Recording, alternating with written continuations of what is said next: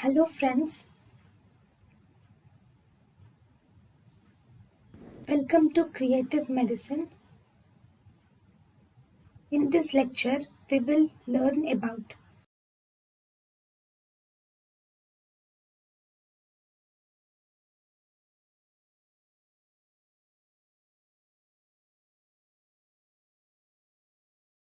Differences between strychnine and tetanus. Strychnine. In strychnine, all the muscles are affected simultaneously. In tetanus, trismus occurs first and then other muscles are affected. Strychnine. In strychnine, there is relaxation between the convulsions is present. In tetanus, relaxation between the convulsions is absent.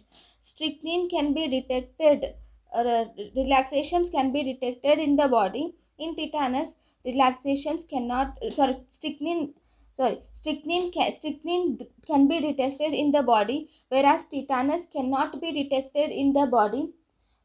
Strychnine inhibits the glycine on the anterior horn cells of spinal cord.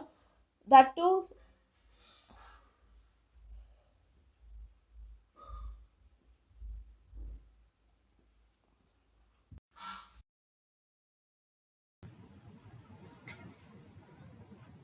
thank you and thank you for watching.